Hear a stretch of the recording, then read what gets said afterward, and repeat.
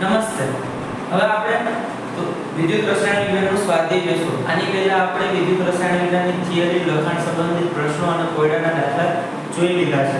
Okay, તો એની માહિતી મેળવી ગયા. જો જેની કોઈ ન જોયું હોય તો એ અગાઉ આ લેક્ચરો જોઈ લો. હવે આવશે આપણી પાસે સ્વાધ્યાય. તો સ્વાધ્યાયમાં પહેલો પ્રશ્ન શું છે કે નીચેની ધાતુઓ અને તેમના ક્ષારના દ્રાવણોમાંથી એકબીજાને વિસ્થાપિત કરતા ક્રમમાં ગોઠવો.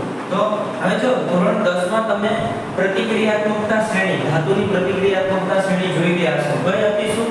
તો કે કે, ના, કા, માગે, aluminium, zinc, iron, hydrogen, copper, Ag અને Au. આવી કઈ હતી. ઓકે, તો યાદ કેમ રાખશો? મેં કેમ યાદ રાખી? કે, ના, કા, માગે, aluminium, zinc, iron, hydrogen, copper, Ag, Au. આ જો મોંઘવારી પ્રમાણે કોપર કરતા મોંઘું કોણ? સિલ્વર. સિલ્વર કરતા મોંઘું કોણ? ગોલ્ડ. તો આ છેલ્લું ત્રણ યાદ રાખ્યું અને આ કે, ના, કા, માગે, એલ્યુમિનિયમ ને ઝિંક આટલું યાદ રાખ્યું. પછી આગલી વસ્તુ યાદ રાખવાની થશે. તો આ ધાતુઓની પ્રતિક્રિયાત્મકતા શ્રેણી હતી. હવે જો અહીંયા એક વસ્તુ તમને એ પણ કહી દઉં કે આવર્ત કોષ્ટકમાં તમે જોયું હશે ને તો કે લિથિયમ કરતા વધારે પ્રતિક્રિયાત્મકતા કોની? સોડિયમની. સોડિયમ કરતા પોટેશિયમ. સમૂહમાં ઉપરથી નીચે તરફ જાઓ તો પ્રતિક્રિયાત્મકતામાં વધારો થાય અને ડાબીથી જમણી તરફ જાઓ તો પ્રતિક્રિયાત્મકતામાં ધાતુ માટે પ્રતિક્રિયાત્મકતામાં શું થાય? ઘટાડો થાય. ઉદાહરણ તરીકે અહીંયા લિથિયમ, સોડિયમ, પોટેશિયમ, મેગ્નેશિયમ, પછી એલ્યુમિનિયમ છે. આ મેગ્નેશિયમ નીચે કેલ્શિયમ. તો હું તમને એમ કહું કે આ ચારમાંથી આટલામાંથી ચાલો આ પાંચમાંથી સૌથી વધારે પ્રતિક્રિયાત્મકતા કોની? તો કે ઉપરથી નીચે વધે, ડાબીથી જમણી ઘટે. તો સોડિયમ કરતા કોની વધારે પ્રતિક્રિયાત્મકતા? પોટેશિયમ. આ જો મેગ્નેશિયમ કરતા કોની વધારે? સોડિયમ. અને મેગ્નેશિયમ કરતા પાછી કોની વધારે થાય? કેલ્શિયમની. કારણ કે ઉપરથી નીચે વધે. મેગ્નેશિયમ ની પ્રતિક્રિયાત્મકતા એલ્યુમિનિયમ કરતા વધારે. તો જો ક્રમ ગોઠવાય જાય. પોટેશિયમ, પછી સોડિયમ, પછી કેલ્શિયમ, પછી આવશે મેગ્નેશિયમ અને ત્યારબાદ આવશે એલ્યુમિનિયમ. ઓકે, હવે પછી ડી વિભાગના તત્વો ઝિંક ને Fe, પછી હાઇડ્રોજન ને પછી મોંઘવારી પ્રમાણે. આ શ્રેણી યાદ રહી. આ પ્રતિક્રિયાત્મકતા શ્રેણી હતી. હવે જો આના ઉપરથી આન્સર શું મળી જાય? તમે આની પહેલા મેં એક વખત કીધું હતું વિદ્યુત ધ્રુવ પોટેન્શિયલ ના આધારે કીધું હતું. શું? તો કે ઝિંકની પ્રક્રિયા કોપર સલ્ફેટની સાથે કરો. ઓકે, ઝિંકની પ્રક્રિયા કોની સાથે? કોપર સલ્ફેટ જલીય દ્રાવણ સાથે કરો તો શું થતું હતું? તો કે ઝિંક છે એ કોપર સલ્ફેટના જલીય દ્રાવણમાં કોપરનું વિસ્થાપન કરીને શું બનાવી દેતું હતું? Zinc sulphate. અને છૂટું પડતું હતું કોપર. ઓકે, તો આ પ્રક્રિયા થતી હતી એ તમે વિદ્યુત ધ્રુવ પોટેન્શિયલના આધારે નક્કી કર્યું હતું. પણ 10માં જોવા જાવ તો શું હતું? તમારી પાસે આ રાસાયણિક પ્રતિક્રિયાત્મકતા શ્રેણી હતી. તો ત્યાં જો ઝિંકની પ્રતિક્રિયાત્મકતા કોના કરતા વધારે છે? કોપર કરતા. એટલે કોપર સલ્ફેટના જલીય દ્રાવણમાં ઝિંક છે એ વિસ્થાપન પ્રક્રિયા આપશે. પછી આવું હોત તો વિસ્થાપન પ્રક્રિયા આપશે નહીં. કેમ? કોપરની પ્રતિક્રિયાત્મકતા કેવી છે? ઝિંક કરતા ઓછી છે. અને આપણે આ વિદ્યુત ધ્રુવ પોટેન્શિયલના મૂલ્યના આધારે પણ નક્કી કર્યું હતું કે આ પ્રક્રિયા થશે ન હતી, આ પ્રક્રિયા થતી હતી. તો આ શ્રેણી યાદ રાખજો. આ શ્રેણીના આધારે શું તમે આ જવાબ પણ મેળવી શકો. કયો જવાબ? જો સૌથી વધારે પ્રતિક્રિયાત્મકતામાં કોની? મેગ્નેશિયમ. કોણ છે? મેગ્નેશિયમ. આન્સર લખું છું મેગ્નેશિયમ. એનાથી ઓછી કોની પ્રતિક્રિયાત્મકતા? મેગ્નેશિયમ કરતા એલ્યુમિનિયમ. એલ્યુમિનિયમ કરતા ઓછી ઝિંક. ઝિંક કરતા ઓછી આયરન. આયરન કરતા ઓછું કોપર. તો આ આન્સર આવશે પ્રતિક્રિયાત્મકતા શ્રેણીનો. ડન? જોઈ લો જી. ઠીક છે, હવે તો રિમૂવ કરી દઉં છું. પછી શું આવ્યું બીજું? કે પ્રમાણિત વિદ્યુત ધ્રુવ પોટેન્શિયલ આપેલા છે. જો પોટેશિયમ નું આપ્યું -2.93, Ag નું આપ્યું, Hg નું આપ્યું, Mg નું અને Cr. આ ધાતુઓને તેમની રિડક્શન કરતા તરીકેની પ્રબળતાના ચડતા ક્રમમાં ગોઠવો. તો રિડક્શન કરતા તરીકેની પ્રબળતાના ચડતા ક્રમ માટે પોતાનું શું થતું હોય? ઓક્સિડેશન. જે રિડક્શન કરતા હોય એનું પોતાનું શું થાય? ઓક્સિડેશન. અને ઓક્સિડેશન ક્યારે થાય? તો કે વિદ્યુત ધ્રુવ પોટેન્શિયલનું મૂલ્ય કેવું? ઓછું હોય ત્યારે. તો જો અહીંયા સૌથી ઓછું મૂલ્ય કોનું છે? તો કે પોટેશિયમ નું છે -2.93. એથી વધારે કોનું મૂલ્ય છે? મેગ્નેશિયમ. એથી વધારે કોનું છે? ક્રોમિયમ નું. એથી વધારે Fe+2 અને એથી વધારે Ag. સમજાણું? તો સૌથી વધારે પ્રતિક્રિયાત્મક ચડતા ક્રમમાં થયું. ઓકે, તો ચડતા ક્રમમાં થયું તો સૌથી વધારે કોની? પોટેશિયમ. એથી ઓછી કોની? તો મેગ્નેશિયમ. એથી ઓછી ક્રોમિયમ. એથી ઓછું ક્રોમિયમ. પછી કોણ આવશે ઓછામાં? Hg+ અને એના કરતા વધારે. અને સૌથી વધારે કોનું મૂલ્ય હતું? Ag+ ને Ag.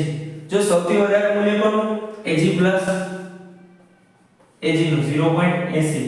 Hg+ નું કેટલું મૂલ્ય હતું? 0.79. એથી ઓછું મૂલ્ય કોનું? -0.74. એથી ઓછું મૂલ્ય -2.37. એથી ઓછું મૂલ્ય -2.93. ઓકે, તો જેમ વિદ્યુત ધ્રુવ પોટેન્શિયલ નું મૂલ્ય વધુ ઋણ તેમ તેનો શું થશે? ઓક્સિડેશન. ને કેના જેવો વર્તશે? પ્રબળ રિડક્શન કરતા તરીકે વર્તે. આટલું જોઈ લીધું. તો જો આ ચડતો ક્રમ છે, સમજાણું? વિદ્યુત ધ્રુવ પોટેન્શિયલ, આ જે વિદ્યુત ધ્રુવ પોટેન્શિયલ ના મૂલ્ય છે એના આધારે રિડક્શન કરતા ને પ્રબળતાનો ચડતો ક્રમ. ડન, જોઈ લીધું. પછી છે ગેલ્વેનિક કોષ Zn 2Ag+ Zn + 2 અને 2Ag. આકૃતિ દોરો અને દર્શાવો. હવે જો આકૃતિ દોરવાની કઈ જરૂર નથી અત્યારે.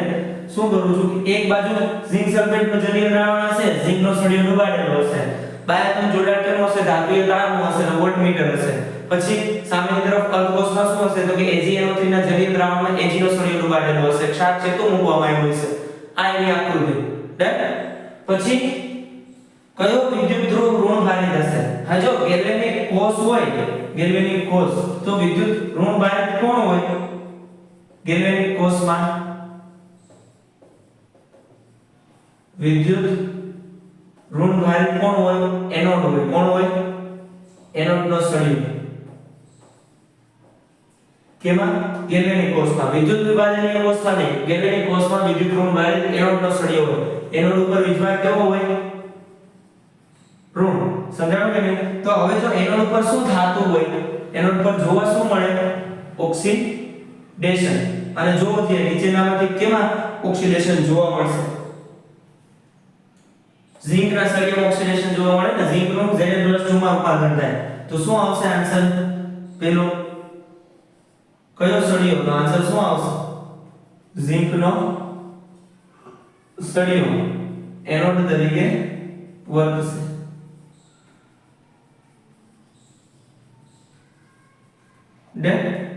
કોષમાં પ્રવાહનું વહન કરતા વાહકો. તો કોષમાં પ્રવાહનું વહન કોણ કરે? વિદ્યુત પ્રવાહનું વહન છે એ કોણ કરતું હતું? તો કે ધાત્વિય તાર. અહીંયા એક સળિયામાંથી બીજા સળિયામાં ઇલેક્ટ્રોન જતા હતા અને એની વિરુદ્ધ દિશામાં શું થતું હતું? વિદ્યુત પ્રવાહનું વહન થતું હતું. તો શું કીધું?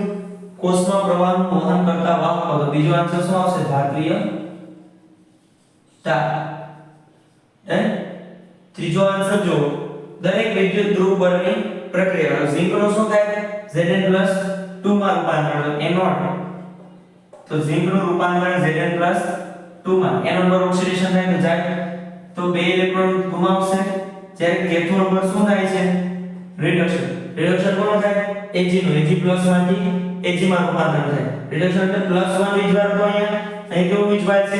0. એટલે રિડક્શન થયો ને, ઘટાડો થાય. ઓક્સિડેશન આંકમાં ઘટાડો થાય. Ag નું રિડક્શન થાય છે Ag+ માંથી Ag. તો Ag+ છે એક ઇલેક્ટ્રોન મેળવીને શું બનાવશે? Ag +1 વીજભાર હતો, એક ઇલેક્ટ્રોન મેળવીને Ag બનાવે. પણ સામેની તરફ જો કેટલા ઇલેક્ટ્રોન મૂવ કરે? 2. તો આને મલ્ટીપ્લાય બાય 2. તો આ રાસાયણિક પ્રક્રિયા એનોડ અને કેથોડ પર જોવા મળશે. જોઈ લો જી.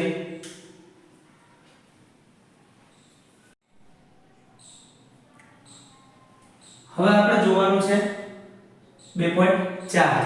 ઓકે, સ્વાધ્યાય 2.4 પ્રશ્ન અને 2.5. તો 2.4 માં જો પ્રમાણિત કોષ પોટેન્શિયલ ગણો, ગિબ્સ મુક્ત ઊર્જા ગણો અને સંતુલન અચળાંક ગણો. આ ત્રણ વસ્તુ ગણવાની છે. તો પહેલો પ્રશ્ન છે 2Cr 3Cd + 2 2Cr + 3 અને 3Cd. જો આ પ્રક્રિયા હોય એના માટે શું કરશું આપણે? તો કે ક્રોમિયમ Cr નું રૂપાંતર કેમાં થાય? Cr + 3. અને કેટલા ક્રોમિયમ આ છે? જો Cr નું રૂપાંતર Cr + 3 માં થાય તો કેટલા ઇલેક્ટ્રોન મુક્ત થતા હોય? 3 ઇલેક્ટ્રોન.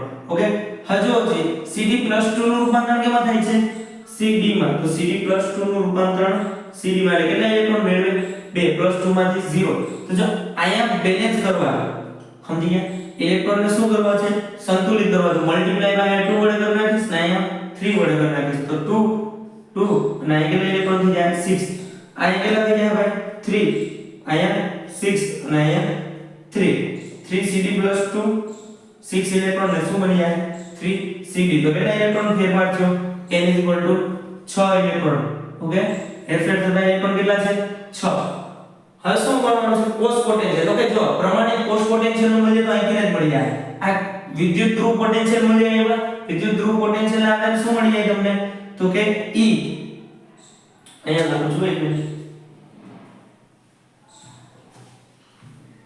અહીંયા લખું છું સમજો શું છે તો કે E પ્રમાણિત કોષ પોટેન્શિયલ તો E cell is equal to E right minus E left જો રાઈટ સાઈડ કોણ હશે જેનું રિડક્શન થાય તો એ ક્યાં હોય રાઈટ સાઈડ હોય જેનું રિડક્શન થાય એ સાઈડ હોય રાઈટ સાઈડ તો રિડક્શન કોણ થાય છે જો તો CD+2 રૂપાંતરણ કેમાં થાય CD માં પેલું શું થાય છે રિડક્શન તો E standard CD+2 CD minus E standard Cr+3 Cr હજુ CD+2 CD નું મૂલ્ય કેટલું આવ્યું તો -0.40 ઓકે અને Cr+3 નું તો -0.74 તો કેટલા થાય -0.40 0.74 તો કેટલા થાય 0.34 ઈ શું આવી ગયું ઈ પ્રમાણિત કોષ પોટેન્શિયલ આવી ગયું શું આવી ગયું ઈ પ્રમાણિત કોષ પોટેન્શિયલ આ રાસાયણિક પ્રક્રિયા હવે શું કરવાનું છે ગિબ્સ મુક્ત ઊર્જા તો delta Rg -NFE standard cell તો n કેટલા છે આ પ્રક્રિયા માટે તમે કીધું ને હેરફેર થતા ઇલેક્ટ્રોન કેટલા છે 6 તો -6964887 મલ્ટીપ્લાય E સ્ટાન્ડર્ડ સેલ કેટલો આવ્યો 0.34 આ તમને શું મળશે ગિબ્સ મુક્ત ઊર્જા કેટલી આપશે કરો જે ગણતરી ગિબ્સ મુક્ત ઊર્જા तो 6 multiplied by 96487 multiplied by 0.34 ले लो सो 196,833.48 and 4 આ શું મળી ગયું તમને ગિબ્સ મુક્ત ઊર્જા મળી ગઈ હવે ગિબ્સ મુક્ત ઊર્જાના અંદર શું મળી જાય સંતુલન અચળાંક શું મળી જાય સંતુલન અચળાંક કઈ રીતના મેળવશો જોજો delta Rg minus RT ln Kc संतुलन अचळांक माटेનું સૂત્ર શું હતું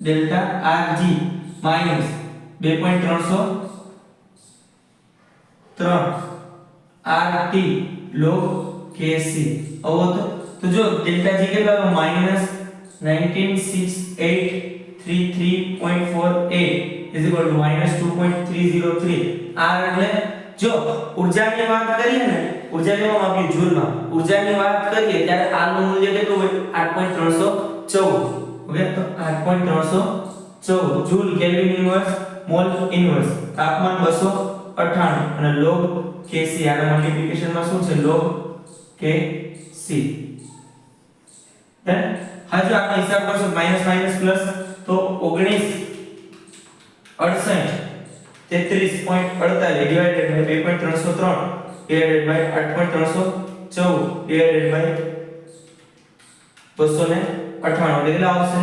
34.49 is equal to log Kc આવું આવશે હવે Kc ગોતવું હોય તો શું કરવું પડશે એન્ટી log 34.49 ઓકે હજુ એન્ટી લોગ સમયે તમે કીધું તો એન્ટી લોગ કાઢવો હોય તો આંકડામાં તો શું કરવાનું પોઈન્ટ પહેલા કેટલા ડિજિટ 2 અને ડિજિટ શું પોઈન્ટ પહેલા શું નંબર છે 34 છે તો 10 ની માથે 34 ઘાત ને પ્લસ 1 કરી દેવાનો હવે પોઈન્ટ 49 આવ્યો ને તો જો એનો પ્રતિ લઘુગુણક જો 49 નું કેમાં જોવાનું 0 માં તો 49 નું 0 માં જોવો જોઈએ પ્રતિ લઘુગુણકમાં જો NCERT ની પાછળ પ્રતિ લઘુગુણક આવેલું હશે તો પ્રતિ લઘુગુણકમાં જો પોઈન્ટ હશે 0.49 નું 0 માં તો શું છે 30 90 શું છે 30 90 0.30 90 પોઈન્ટ પછી જ લખવા આવું થાય kc તો kc શું 3.09 ગુણ્યા 10 ની 34 આ જવાબ આવશે કેના માટે આવી આ પ્રક્રિયા માટે ડન આ મૂલ્ય તમને એક્ઝામમાં આપે છે ઠીક છે શું કરી લીધું પહેલા પ્રમાણિત કોષ પોટેન્શિયલ ગોતી લીધું પ્રમાણિત કોષ potential e right minus e left right એટલે કોનું જેનું રિડક્શન થાય e રાઈટ સાઈડ અને લેફ્ટ સાઈડ પર જેનું ઓક્સિડેશન થાય તો e right minus e left પછી શું મળી ગયું તમને પ્રમાણિત કોષ પોટેન્શિયલ મૂલ્ય મળી ગયું એનું મૂલ્ય કેમ મૂકી દીધું ડેલ્ટા rg -nfe e નું મૂલ્ય મૂકી દીધું તમને ગિબ્સ મુક્ત ઊર્જા મળી ગઈ ગિબ્સ મુક્ત ઊર્જાના આધારે તમે શું તો કે delta g -2.303 RT log kc એ વેલ્યુ આ મૂકી દીધું તમને સંતુલન અચળાંક મળી ગયો છેલ્લે પ્રતિલોમ ગુણ અથવા એન્ટી લોગ કાઢીને ડન આના માટે ડન હવે બીજા માટે જોવો છે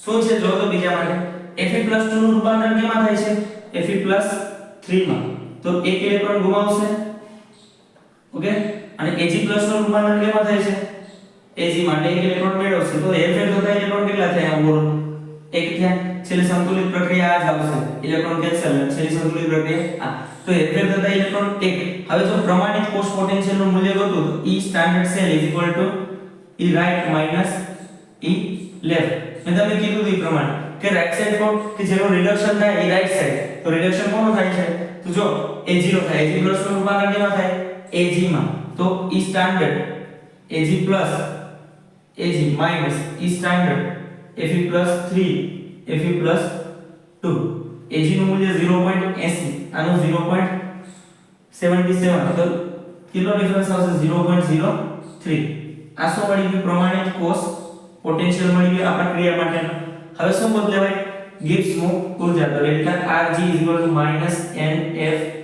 છે તો એક f એટલે 96487 અને e છે એટલે 0.03 તો શું આન્સર આવશે 96487 ગુણ્યા 0.03 એટલે કેટલો જવાબ આવશે -2894.61 આટલો જવાબ આવશે જૂલ ઓકે હવે જો ડેલ્ટા Rg મળી ગયું ડેલ્ટા Rg ના આધારે તમે શું ફાઇન્ડ આઉટ કરી શકો તો કે log -2.303 RT log kc એટલે સંતુલન અચળાંક મેળવી શકો ને તો આ મૂલ્ય આવ્યું -2894.61 -2.303 R એટલે 8.314 T એટલે 298 અને log kc as it is કરો જે હિસાબ 2894.61 divided by 2.303 divided by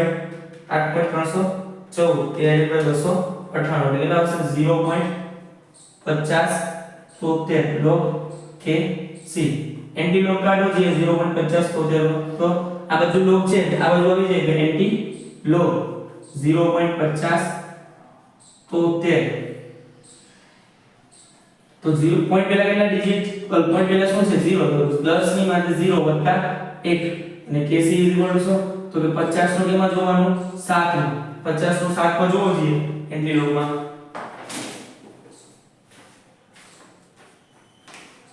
તો કેટલા આવશે 3214 ઓકે 3214 તો 0.3214 અને 1 પોઈન્ટ આમ કેવી દેશો તો 3.2 જવાબ આવશે આ સંતુલન અચળાંક આવી 3.2 ઓકે 0.3214 ગુણ્યા 10 ની 1 ઘાત છે હવે મલ્ટીપ્લાય કરો 10 ની 1 ઘાત એટલે 10 જ છે 10 ની 0.32 જોડે મલ્ટીપ્લાય કરી દો એટલે જવાબ આવશે 3.2 ડન આ દાખલો થઈ ગયો જોઈ લો નેક્સ્ટ છે 2.5 ઓકે આઈએમપી કરજો નેક્સ્ટ છે 2.5 2.5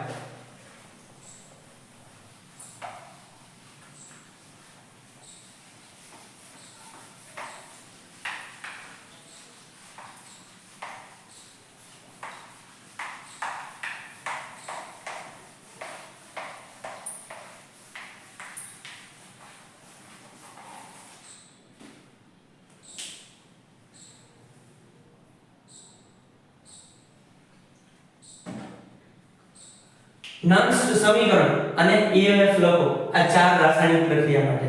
તો જો પહેલી રાસાયણિક પ્રક્રિયા છે Mg+2 સાંદ્રતા કેટલી 0.001 મોલર. ક્ષાર છે Cu+2 0.0001 મોલર અને આ બાજુ Cu સોલિડ. હવે જો આના આધારે તમે શું ફાઇન્ડ આઉટ કરી શકો કે એક વસ્તુ શું કે Mg હા એક કહી દો કે આપણે નન સમીકરણ મેળવશું તો શું થશે કે E cell E standard cell then minus 0.059 divided by n log નિપજની સાંદ્રતા આવો હતું ને ના છેદમાં પ્રક્રિયકની સાંદ્રતા આવું લખવાનું છે આપણે. તો આનો શું બનાવવાનું છે નન્સ સમીકરણ. તો જો Mg નો શું થાય આ બાજુ એનોડ છે શું એટલે એનોડ આ બાજુનો પોર્શન શું છે એનોડ એટલે એનોડ ઉપર શું થતું ઓક્સિડેશન તો Mg નું રૂપાંતરણ થશે Mg+2 માં કેટલા ઇલેક્ટ્રોન મુક્ત થાય 2. ઓકે સામેની તરફ Cu+2 નું રૂપાંતરણ થશે Cu માં કેટલા ઇલેક્ટ્રોન મેળવે તો કે 2. હા જો શું 2 ઇલેક્ટ્રોન કેન્સલ આ બાજુ Mg+2 એરાની પેલી તરફ Cu આ તરફ Mg+Cu+2 તો નિપજની સાંદ્રતાના છેદમાં પ્રક્રિયકની સાંદ્રતા આ તો શુદ્ધ સ્વરૂપે હોય સોલિડ સ્વરૂપે એનું મૂલ્ય કેટલું હોય 1 એકમ. તો E cell E standard cell minus 0.059 divided by n log Mg+2 નિપજની સાંદ્રતા ના છેદમાં Cu+2 પ્રક્રિયકની સાંદ્રતા આ આવશે. હવે જો આટલું મગજમાં રાખજો આ ઓક્સિડેશન વાળો ભાગ છે તો ઓક્સિડેશન જ્યાં થતું હોય ને જે પોર્શન નો એ ક્યાં હોય એનોડ તરીકે જોયા અને એનોડ તરીકે ઉપર આવશે. સમજાય કે તો આટલું બનાવી લીધું પહેલા આમ તો બનાવી જ લેવું આમાંથી આ બનાવી લેવું સમજાય કે નહીં સરળ થઈ જાય આ લખવું નન સમીકરણ. હવે શું કરશો તો કે Mg E standard Mg+2 Mg આનું મૂલ્ય તમને એક્ઝામ માં આપેલ અને E standard Cu+2 Cu આનું 0.34 અને Mg+2 Mg નું મૂલ્ય થશે અંદાજે 1 મિનિટ Mg+2 Mg નું મૂલ્ય થાય -2.36 વોલ્ટ.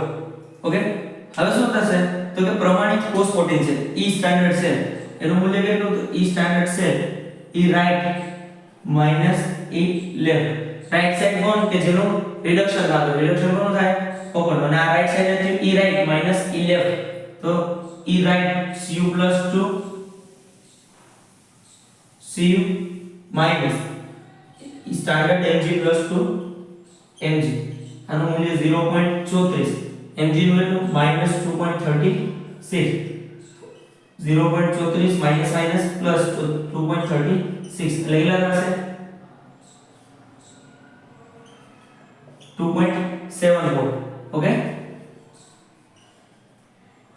એ વેલ્યુ ક્યાં પુટ કરો કારણ કે આપણે શું શોધવાનું છે EMF પણ શોધવાનું છે. તો EMF એટલે શું E cell અને પેલા વાત કરેલી મેં તમને તો E સ્ટાન્ડર્ડ સેલ એટલે 2.7 માઈનસ 0.059 હેરફેર થતા ઇલેક્ટ્રોન કેટલા હતા 2 log Mg+2 ની સાંદ્રતા 0.008 ના છેદમાં Cu+2 ની સાંદ્રતા કેટલી 0.0008 તો શું આવશે 0.001 અહીંયા 0.001 કરો તો કેટલા આવે log 10 આવશે. કેટલા આવશે log 10.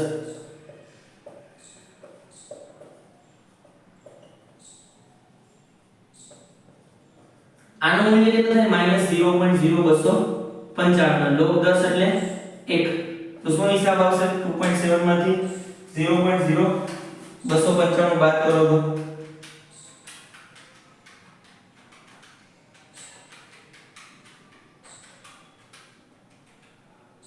કેટલા આવશે 2.67 વોલ્ટ. કેટલા આવશે 2.67 વોલ્ટ. આટલો આન્સર આવશે. જોઈ લો એક વખત. ધેન હવે બીજો દાખલો જુઓ છો આને હું મળું છું.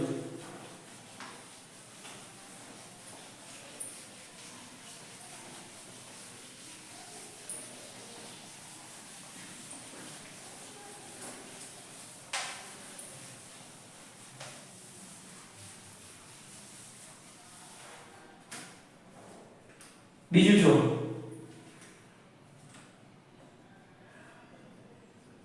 Fe નું રૂપાંતરણ કેમાં થાય Fe+2 માં 2 ઇલેક્ટ્રોન ઉમેરો H+ છે ઇલેક્ટ્રોન મેળવી અને શું બનાવશે H2 આવું થશે ને આ બાજુ ઓક્સિડેશન આને શું થયું રિડક્શન તો આ બે ઇલેક્ટ્રોન ગુમાવ્યા બે વડે મલ્ટીપ્લાય કરતો ડન અને એક થઈ ગયું હવે જો n કેટલા આવી ગયા 2 એ તો ખબર પડી ગઈ અને એ સિવાય શું તો કે એકંદર રાસાયણિક પ્રક્રિયા શું તો કે Fe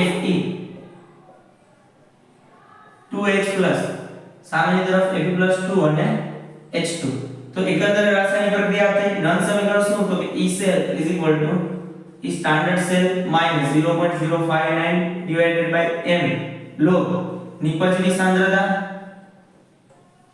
ના છેદમાં પ્રક્રિયકની સાંદ્રતા ઓકે તો H+ એનો સ્ક્વેર ઓકે જો 0.059 એ ત્યારે જ લખાઈ શકાય કે જ્યારે તાપમાન કેટલું હોય 298 કેલ્વિન જો કંઈ ક્લેરિફાઈ ન કરે તો 298 કેલ્વિન તાપમાન જ દેવું ઓરડાનું તાપમાન હવે જો E સ્ટાન્ડર્ડ સેલ ગોતવું હોય તો E right minus E left થાય રાઈટ સાઈડ કોણ છે આપણો હાઇડ્રોજન આ રાઈટ સાઈડ છે ને તો હાઇડ્રોજન નું મૂલ્ય કેટલું E standard H+ H2 E standard Fe+2 Fe આવું છે હાઇડ્રોજન નું મૂલ્ય થશે 0 Fe+2 Fe નું મૂલ્ય કેટલું થશે અનુક્રમે -0.44 એ તમને આપેલું છે okay E standard Fe+2 Fe કેટલા -0.44 ના હાઇડ્રોજન નો તો ખ્યાલ જ હશે તમને H+ H2 કેટલા 0 એમ તો માઈનસ પ્લસ તો 0.44 ત્યાં હવે આ મૂલ્ય આમાં પુટ કરી દો તો E cell = 0.44 -0.059 હેરફેર કરતા ઇલેક્ટ્રોન કેટલા હતા n 2 n કેટલા હતા 2 તો ડિવાઇડેડ બાય 2 લો નિપજ કોણ છે આપણો Fe+2 અને Fe+2 ની સાંદ્રતા કેટલી 0.001 અને H+ ની સાંદ્રતા કેટલી છે 1 તો એનો વર્ગ સમજ્યા કે નહીં એક જ મોલર સાંદ્રતા આવી હવે 0.44 -0.0295 લો આ 1 2 અને 3 તો 10 ની -3 ઘાત થયું ઓકે હવે શું તો કે 0.44 -0.0295 લો હું કહું કે log a raised to b હોય તો b શું આવે ને મલ્ટીપ્લાય માં લો એવી રીતે log 10 raised to -3 તો -3 આવી જશે મલ્ટીપ્લાય માં log 10 log 10 એટલે કેટલા 1 તો 0.095 295 ગુણ્યા 3 એટલે કેટલા થઈ ગયા પ્લસ 0.0885 વત્તા 0.44 એટલે કેટલા થઈ ગયા 0.5285 આવો આન્સર આવશે E cell ડન આ બીજા દાખલા લખી દો જી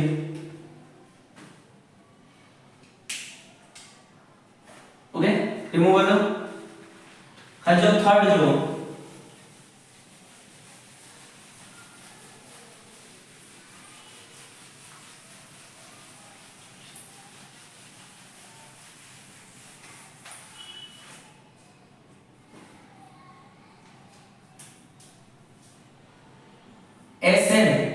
Sn + 2 H+ ને H2 તો શું છે તો કે આનું નલ સમીકરણ બનાવવા જાવ તો E cell = E standard cell -0.059 divided by n log હવે જો અહીંયા Sn નું ઓક્સિડેશન થાય એટલે શું બનાવે છે Sn+2 ઓકે કેટલા ઇલેક્ટ્રોન મુક્ત થતા હોય 2 0 માંથી +2 વિચારે વળે H+ નું શું થતું હોય છે એક ઇલેક્ટ્રોન મેળવીને શું બનાવે હાફ મોલ H2 આથી બે ઇલેક્ટ્રોન હોવા મેળવો તો કેટલા હોય બે ઇલેક્ટ્રોન મેળવો તો 2/2 એટલે કેટલા થઈ જાય 1 થઈ જાય ઓકે એકંદર રાસાયણિક પ્રક્રિયા શું થશે તો કે Sn 2H+ સામેની તરફ Sn+2 અને 1 મોલ H2 હવે જો અહીંયા નિપજની સાંદ્રતા Sn+2 ના છેદમાં પ્રક્રિયકની સાંદ્રતા તો Sn+2 ડિવાઇડેડ બાય H+ એનો સ્ક્વેર આવું થાય ઓકે આ આગળ તત્વો એ ઉમેદી આ કોઈ ક્યાં છે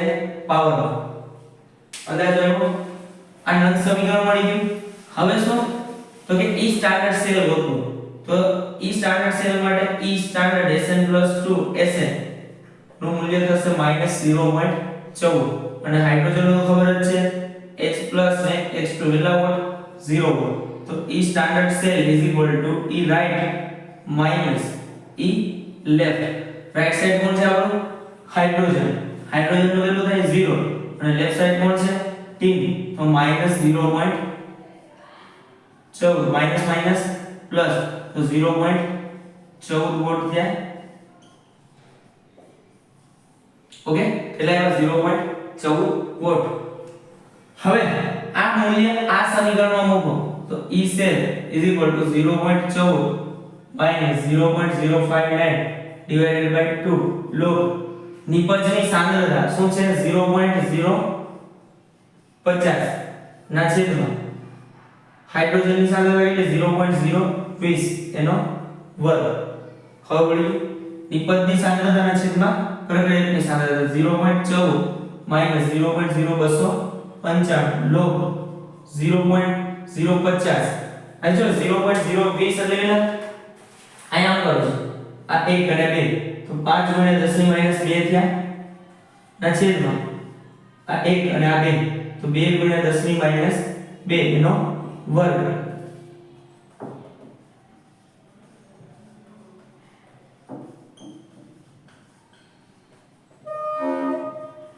ના છેદમાં 4 * 10 ની -4 આવું થયું તો 5 * 4 એટલે 1.25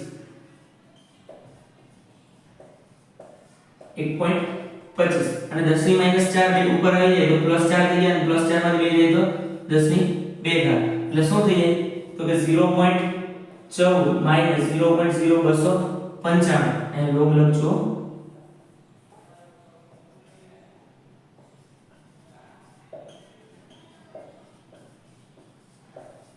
હવે લોગ કેટલા થઈ ગયા 125 કેટલા થઈ ગયા લોગ 125 હા જો log 125 ગોતવા હોય તો શું કરશો પોઈન્ટ પેલા કેટલા ડિજિટ 3 પોઈન્ટ પેલા કેટલા ડિજિટ 3 3 માંથી એક જાય તો કેટલા આવે 2 આવે હા તો 2 પોઈન્ટ હવે શું કરશો 2 પોઈન્ટ 12 નું કેમાં જોવાનું log 12 નું 5 માં જોવાનું જો જે log 12 નું 5 માં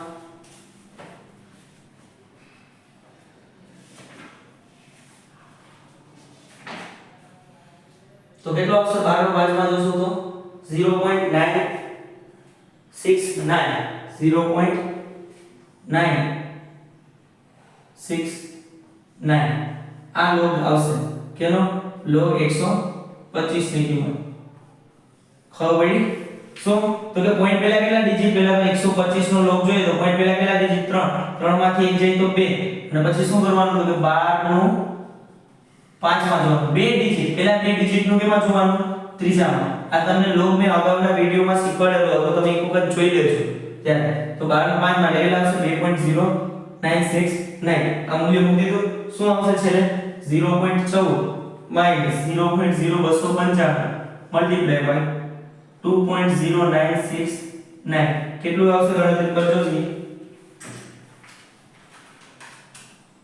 0.0295 multiply by 2.0969 કેટલા આવશે 0.14 minus 0.068 85 0.14 minus 0.068 એટલે કેટલો જવાબ આવશે 0.07815 વોટ આટલો જવાબ આવશે ડન લખી લે ઠીક છે હવે આગળ જો આ રિમૂવ કરો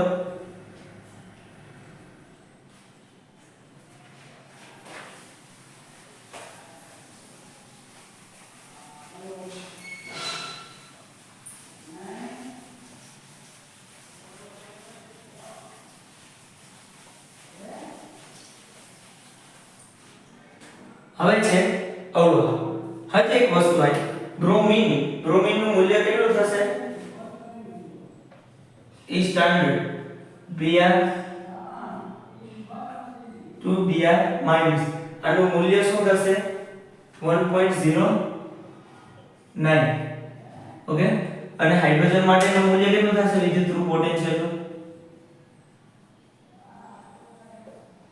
આવું છે ઓકે તો જો આના માટે નન સમીકરણ તો શું તો કે મને કહો કે અહીંયા શું થાય Br નું માઈનસ નું Br2 માં રૂપાંતર તો Br માઈનસ નું રૂપાંતર Br2 માં એટલે શું થઈ તો કે ઇલેક્ટ્રોન ગુમાવે તો Br2 એટલે કેટલા ઇલેક્ટ્રોન ગુમાવ્યા 2 ઇલેક્ટ્રોન ઓકે અને હાઇડ્રોજન ના કેસમાં એ શું થશે તો 2 ઇલેક્ટ્રોન મેળવી અને શું બનાવશે 1/2 H2 આ એનોડ બની આ કેથોડ બની ઓકે આયા ઓક્સિડેશન થયું આ શું થયું રિડક્શન એકંદરે રાસાયણિક પ્રક્રિયા શું 2Br -2H+ સામેની તરફ Br2 અને અહીં સુધી એક જ બનશે H2 આવું થાય તો શું તો જો નિપજમાં તો આ પ્યોર લિક્વિડ ના કેવું હોય પ્યોર ગેસ સમજાણું એક બાર દબાણ છે ગેસ અહીં શું છે એકવાઇઝ અહીં શું છે એકવાઇઝ તો આનો તમે નલ સમીકરણ બનાવશો E cell E standard cell -0.059 divided by n log નિપજની સાંદ્રતા ના છેદમાં પ્રક્રિયકની સાંદ્રતા આનો પર તો કોઈ વિજવાદ છે નહીં એટલે ઉપર લખતો નથી તો કેટલા લખું 1 નિપજ પ્રક્રિયક શું છે આપણા Br માઈનસ એનો સ્ક્વેર અને H પ્લસ એનો સ્ક્વેર ધન આ નલ સમીકરણ આવશે વિજભાગ ઉપર અને બે નીચે એવું ન લખી દેતા કાયદેસર નલ સમીકરણ કયું થાય આ થાય સમજ્યા કે નહીં હવે શું થાય તો કે આનો E સ્ટાન્ડર્ડ સેલ ગોતવો છે તો E right minus E left તો રાઈટ સાઈડ કે જેનું રિડક્શન થાય એ કોનું રિડક્શન થાય હાઇડ્રોજન ઓકે તો E right E H plus H2 minus E Br 2 Br minus આનું મૂલ્ય 0 અને આનું મૂલ્ય થાય 1.09 એટલે કેટલા આવશે -1.09 વોલ્ટ આવે હા જો આવું મૂલ્ય આવે તો એનો મતલબ કે ગેલ્વેનિક કોષ શક્ય નથી માઈનસ આવે જ્યારે વિદ્યુત પ્રમાણિત વિદ્યુતરૂપ પોટેન્શિયલ નું મૂલ્ય માઈનસ આવે તો કોષ શક્ય નથી ત્યાં જ લખી દેવું ગેલ્વેનિક કોષ શક્ય નથી પછી આગળની ગણતરી ન કરો તો ચાલે ડન લખી લેવું કા અને આ એમપી કરી નાખજો પ્રશ્ન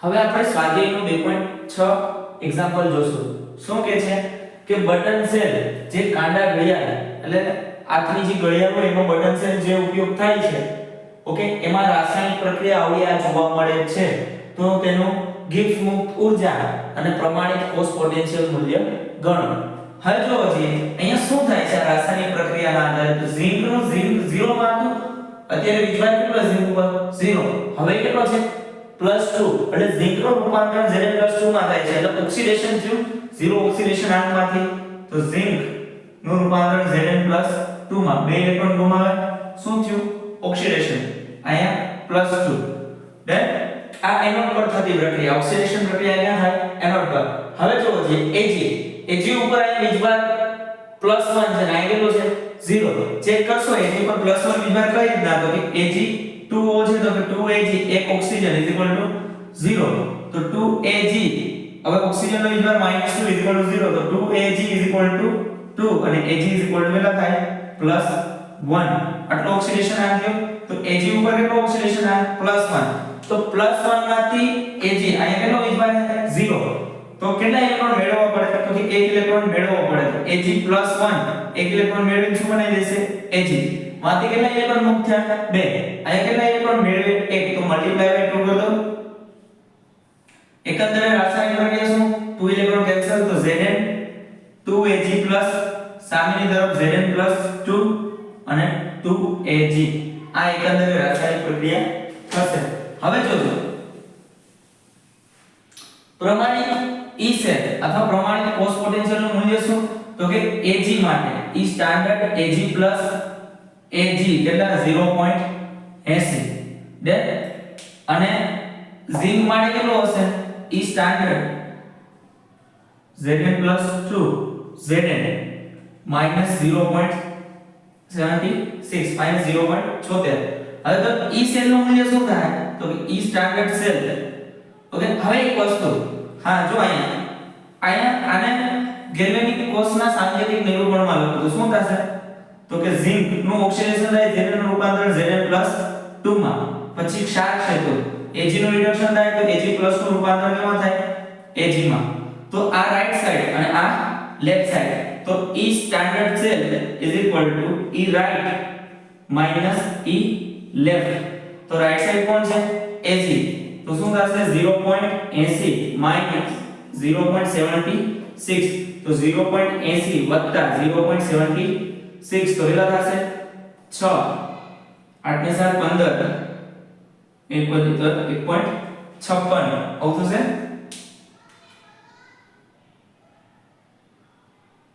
હા કેટલું આવ્યું ઈ સ્ટાન્ડર્ડ સેલ નું મૂલ્ય 1.56. ડન.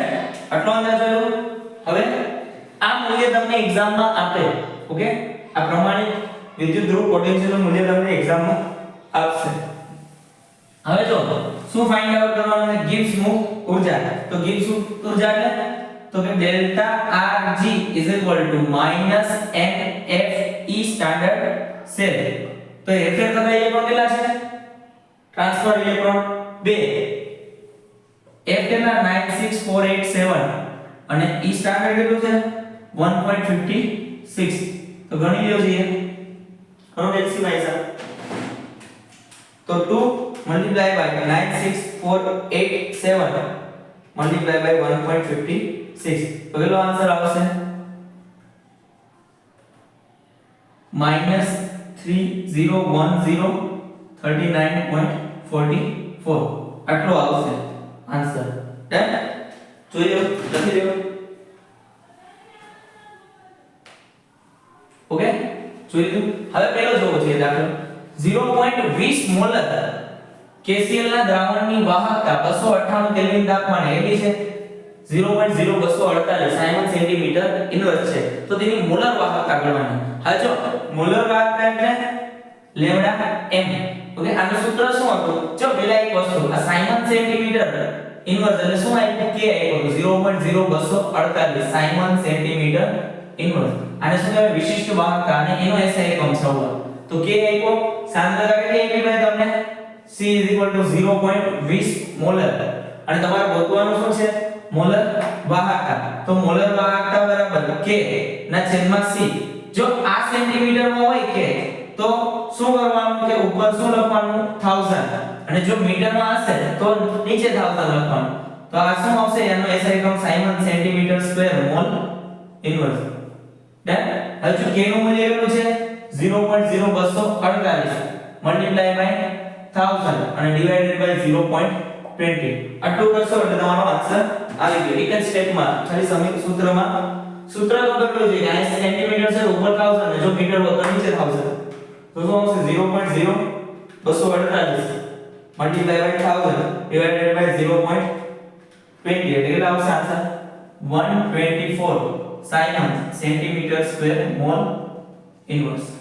ડન થઈ ગયું. નેક્સ્ટ જોવો છે 0.001 મોલર KCl દ્રાવણ ધરાવતા વાહકતા કોષનો અવરોધ કેટલો છે 1500 ઓહમ છે. તો અહીંયા જો સાંદ્રતા કેટલી C1 0.001 મોલર અને અવરોધ કેટલો R1 1500 ઓહમ. જો 0.001 મોલર KCl દ્રાવણની 298 કેલ્વિન તાપમાને વાહકતા એટલે કેટલી k 0.146 multiply by 10 to the power -3 siemens centimetre inverse. એટલે k આવી સમજી ગયા. સાયમન સેન્ટીમીટર ઇન્વર્સ હોય ત્યારે શું આપે k. તો કોસ અચળાંક કેટલો હશે ઓકે બસ આ તો સરળ છે. આ આપ્યું k તો આપણે તો શું શોધવાનું કોસ અચળાંક. કોસ અચળાંક એટલે g સ્ટાર. તો મેં કેમ યાદ રાખ્યું આ સમીકરણ કોસ અચળાંક માટેનું g સ્ટાર r કે થાતું ગ્લોબલ સ્ટાર રણબીર કપૂર. આમ યાદ રાખ્યું ને. તો r કેટલું છે આપણી પાસે 1500 અને k કેટલા છે 0.146 multiply by 10 to the power -3 એટલે તમને શું આવી જાય ભાઈ g સ્ટાર કોસ અચળાંક કરો જી 1500 મલ્ટીપ્લાય બાય 0.146 એટલે કેટલા આવશે 219 into 10 to the power -3 centimetre inverse. કેમ આ સેન્ટીમીટર માં છે આ જવાબ આવશે. જોઈ લ્યો જી લખી નાખો.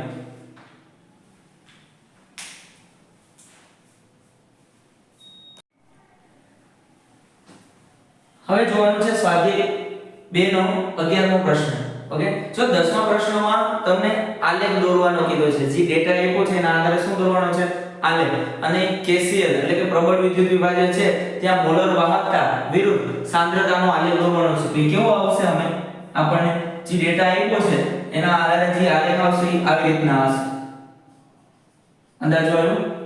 જે KCL હતો ને પ્રબળ વિદ્યુત વિભાજન સીમિત મોલર વાહકતા માટે, તો મોલર વાહકતા વિરુદ્ધ સાંદ્રતાનો આલેખ કંઈક આવો આવશે. એ ડેટાનો ઉપયોગ કરશો ને એટલે તો આલેખ અત્યારે દોરતો નથી અને આવી જાવ 2.11 સ્વાધ્યાયના પ્રશ્ન. શું છે? 0.00241 મોલર એસિડિક એસિડની વાહકતા 7.896 × 10⁻⁵ સાયમન સેન્ટીમીટર ઇન્વર્સ છે. તો જો સાયમન સેન્ટીમીટર ઇન્વર્સ એટલે શું આવ્યું તમને? K આવ્યું. કેટલા છે? 7.896 × 10⁻⁵ સાયમન સેન્ટીમીટર ઇન્વર્સ. ઓકે, સાંદ્રતા કેટલી છે એસિડિક એસિડની? 0.00241 મોલર. મોલર એટલે મોલ પર લિટર લખો તો પણ ચાલે. ડન. તો તેની મોલર વાહકતા ગણો. તો મોલર વાહકતા ગણવાની લેમ્ડા m. જો એસિડિક એસિડ માટે સીમિત મોલર વાહકતાનું મૂલ્ય એટલે કે કયું સીમિત મોલર વાહકતાનું મૂલ્ય 390.5 Simon centimetre square mall inverse હોય તો તેનો વિયોજન અચળાંક એટલે કે a ગણવાનો. સમજાણું ને? વિયોજન અચળાંક ગણો. હવે જે એક વસ્તુ કે Ka ગણવો છે તો Ka માટે શું સૂત્ર આવ્યું તો એસિડિક એસિડનું? તો કે C alpha square upon 1 minus alpha. હવે આલ્ફા આપણી પાસે છે નહીં, C તો છે, આલ્ફા છે નહીં. તો આલ્ફા શોધવું હોય તો શું કરવાનું? તો આલ્ફા બરાબર મોલર વાહકતા ના છેદમાં સીમિત મોલર વાહકતા. આ સૂત્ર આવ્યું તો જો સીમિત મોલર વાહકતા છે આપણી પાસે પણ મોલર વાહકતા છે નહીં, એ પણ ગણવાનું છે. તો મોલર વાહકતા માટે શું કરવું? તો મોલર વાહકતાનું સૂત્ર શું હતું? મોલર વાહકતા બરાબર K ના છેદમાં C.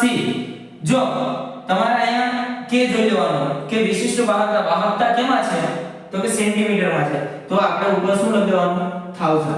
સેન્ટીમીટરમાં હોય તો ઉપર 1000 ને મીટર હોય તો નીચે 1000. તો આ સેન્ટીમીટરમાં છે એટલે ઉપર શું કર્યું મેં?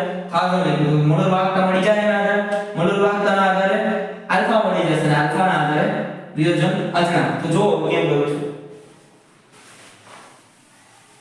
તો કે મોલર વાહકતા બરાબર K ના છેદમાં C ઉપર 1000. તો K કેટલા છે આપડા?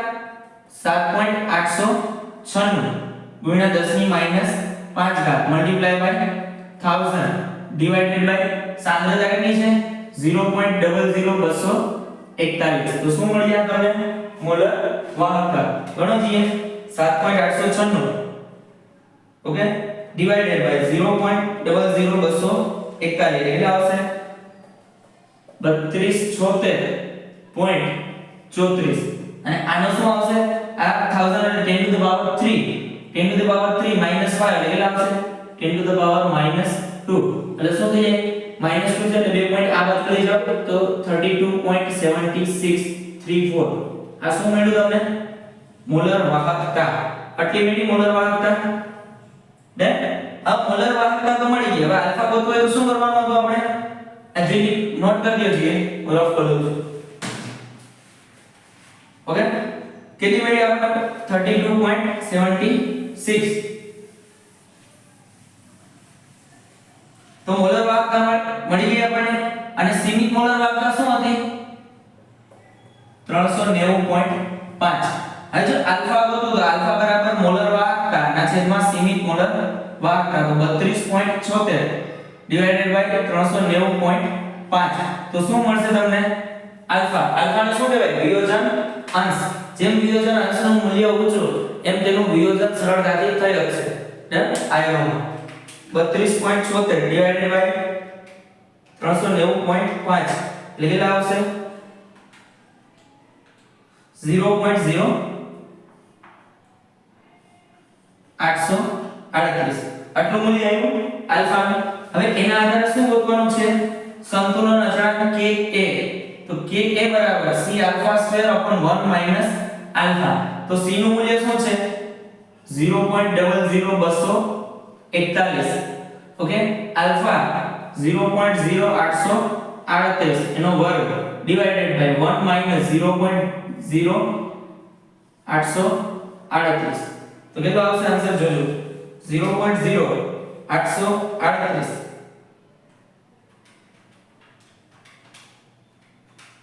કેટલા આવ્યા?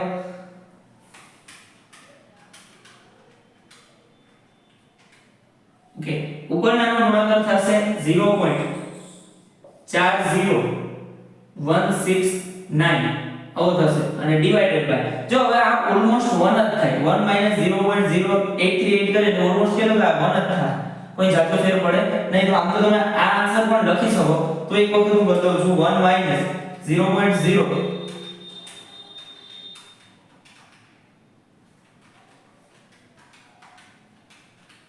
0.9162, ડન. તો જે ઉપરનો આન્સર આવ્યો એને ડિવાઇડેડ બાય 0.9162 કેટલો આવશે? 0.40184, ઓકે. તો આ 1 2 3 4 5, તો આ બાજુ જાવ 1.8 જમણી સાઈડ, તો 10 ની પાવર કેવી આવશે? કટે, એટલે કેટલી થાય? -5, ડન. તો આ આન્સર આવ્યો તમારો વિયોજન અચળાંક અથવા સંતુલન અચળાંક. આને શું કહેવાય? વિયોજન અંશ. બઢિયા, લખી નાખજો. હવે જો મારી સામે તરફ શું કીધું છે કે નીચેનાના રિડક્શન માટે કેટલો વિદ્યુત ભાર જોઈએ? તો સમજો 1 મોલ Al+3 માંથી શું મેળવવું છે? એલ્યુમિનિયમ. તો આ 1 મોલ છે, કેટલા? 1 મોલ સામે એલ્યુમિનિયમ મેળવવું હોય તો કેટલા ઇલેક્ટ્રોન જોઈએ? તો 3 મોલ ઇલેક્ટ્રોન. 3 મોલ ઇલેક્ટ્રોન, તો વીજભાર કેટલો જોશે? 3 ફેરાડે, ડન. આ પહેલાનો આન્સર. બીજાનો જોવો, 1 મોલ Cu+2 માંથી Cu મેળવવું તો શું કરશો? તો કે 2 ઇલેક્ટ્રોન, 2 મોલ ઇલેક્ટ્રોન જોશે. 1 મોલ Cu+2 માંથી Cu મેળવવા 1 મોલ, કેટલા મોલ ઇલેક્ટ્રોન જોશે? 2 મોલ ઇલેક્ટ્રોન. તો વીજભાર કેટલો થઈ ગયો? 2 ફેરાડે. 1 મોલ MnO4 માઈનસ માંથી Mn+2 મેળવવું, તો આ સમજો જોઈએ. આને હું બોલું છું થર્ડ. MnO4 માઈનસ માંથી હું મેળવું? Mn+2. હવે એક વસ્તુ વિચારજો, જ્યાં ઓક્સિડેશન આંક કેટલો છે Mn નો? 4 ઓક્સિજન અને સામેની તરફ -1, તો Mn 4 × -2 -1, તો Mn -8 -1, -1 પેલી સાઈડ જાય તો +8, તો +8 -1 એટલે કેટલા થાય? 7. તો Mn નો ઓક્સિડેશન આંક કેટલો? +7 અને Mn+2 છે વાહ, તો કેટલો ઓક્સિડેશન આંક છે Mn નો? +2. તો કેટલાનો ગેપ છે? જો તો 7 માંથી 2 જાય તો કેટલાનો ગેપ? 5 ઇલેક્ટ્રોનનો ગેપ. 5 ઇલેક્ટ્રોન મેળવે અને 7 માંથી 2 માં ગયો તો રિડક્શન થી 5 ઇલેક્ટ્રોન મેળવે, તો 5 ઇલેક્ટ્રોન મેળવે, ડન. તો કેટલા ફેરાડે?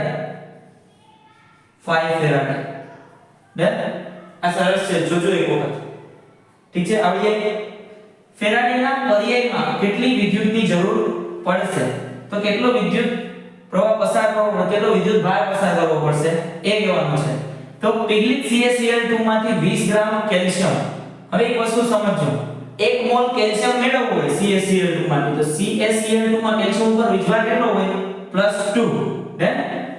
તો 1 મોલ કેલ્શિયમ મેળવવા કેટલા વિદ્યુત પ્રવાહ પસાર કરવો પડે? કેટલો વિદ્યુત ભાર પસાર કરવો પડે? 2 ફેરાડે. કેટલા? 2 ફેરાડે. આપણને ફેરાડેના પર્યાયમાં જવાબ માંગ્યો છે, તો 2 ફેરાડે પસાર કરવો પડશે. 1 મોલ કેલ્શિયમમાં વજન કેટલું હોય? 40 ગ્રામ. 1 મોલ કેલ્શિયમનું વજન કેટલું? 40 ગ્રામ. ઓકે. પરમાણુય 1 મોલ હોય તો જેટલું પરમાણુય દળ હોય એટલું શું હોય? દળ હોય. તો 2 ફેરાડે કેટલા ગ્રામ જમા થાય? 40 ગ્રામ. તો આપણે કેટલા ગ્રામ જમા કરાવવું? 20 ગ્રામ. તો 20 ગ્રામે કેટલું? સમજાણું તો 20 મલ્ટીપ્લાય બાય 2 ડિવાઇડેડ બાય 40, તો 40 ના છેદમાં 40 એટલે કેટલા ફેરાડે પસાર કરવો પડશે? 1 ફેરાડે.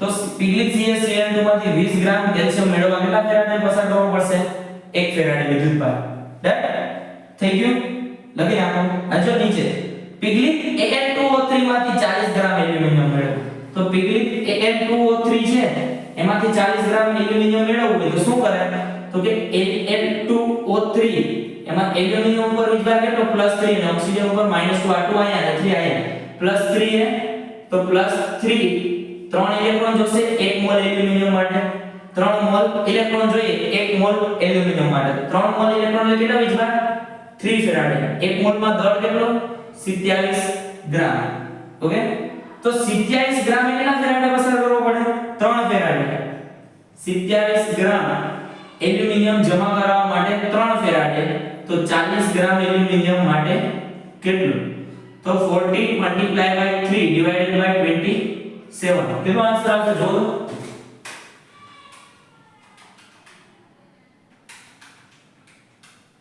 4.44 ફેરાડે કેટલા ફેરાડે 4.44 ફેરાડે ડન જોઈ લઈએ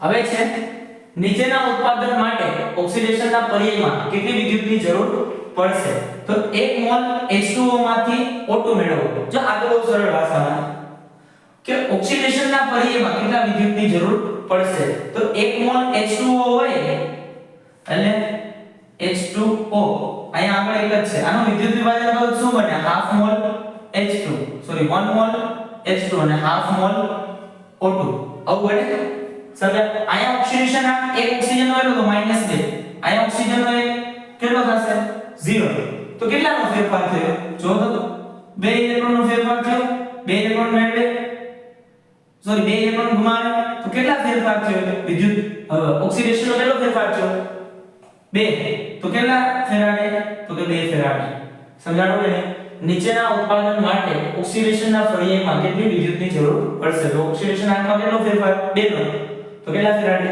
2 ફેરાડે ડન હવે બીજું જો 1 મોલ FeO માંથી આ એક જ મોલ છે અને એમાંથી શું બનાવવું છે Fe2O3 તો જાવ સરળ ભાષા કે Fe નો અત્યારે અહીંયા Fe ઉપર કેટલો વિજભાર છે અહીંયા +2 સામેની તરફ જાવ તો કેટલો વિજભાર આવશે +3 કેટલો વિજભાર આવશે +3 તો કેટલાનો ગેપ છે જો તો 1 નો કેટલાનો ગેપ છે 1 નો 1 ઇલેક્ટ્રોન મેળવે છે ને એટલે 1 ઇલેક્ટ્રોન ગુમાવે છે ને મેળવે શું 1 ઇલેક્ટ્રોન ગુમાવે તો કેટલા ફેરાડેનો ફેરફાર થયો 1 ફેરાડે ઓક્સિડેશનના પર્યાયમાં ઓકે તો ઓક્સિડેશન આંક કાઢી ચેક કરી લ્યો છીએ શું તફાવત છે ડન લખી લો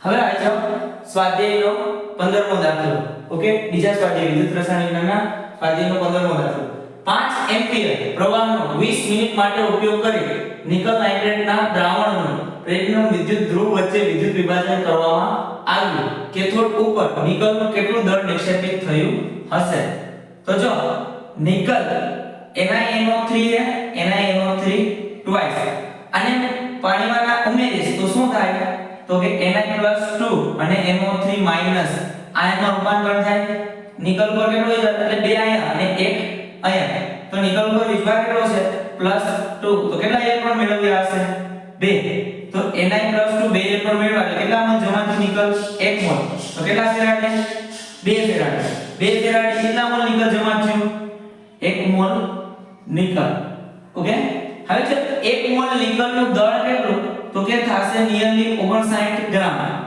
ઓકે 1 મોલ નિકલનું દળ કેટલું નિયરલી 59 ગ્રામ 1 મોલ નિકલ એટલે 1 મોલ નિકલનું પરમાણુ દળ 59 ગ્રામ પર મોલ એટલે 1 મોલનું કેટલું દળ 59 ગ્રામ તો 2 ફેરાડે 59 ગ્રામ જમા થાય હવે કયો છે આપણે કેટલો વિદ્યુત પ્રવાહ લીધો તો I 5 એમ્પિયર સમય કેટલો છે આપણી પાસે t 20 મિનિટ ઓકે તો t = 20 મલ્ટીપ્લાય બાય 60 તો 60 સેકન્ડ છે ને 20 મલ્ટીપ્લાય બાય 60 સેકન્ડ તો કેટલા થાય 1200 સેકન્ડ તો આટલા સમય માટે પસાર કર્યું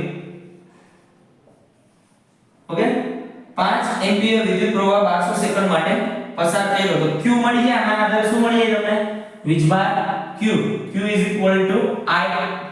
I એટલે 5 અને t એટલે કેટલા? 1200. તો 12 × 5 = 60.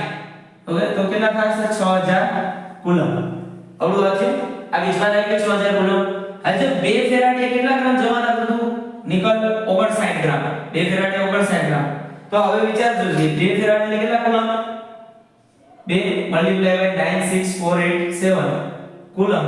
મે કેટલું જમા થતું હતું ભાઈ? 59 ગ્રામ. તો 6000 કુલમ એ કેટલા? હે કરો હિસાબ. તો 59 × 6000 / 2 / 96487 કુલમ. તો કેટલું થાય? જવાબ આવશે 59 × 6000 / 2 / 96487. તો આન્સર આવશે કઈ 1.83 ગ્રામ નિકલ કેથોડ પર જમા થશે. ડન? લખી નાખો.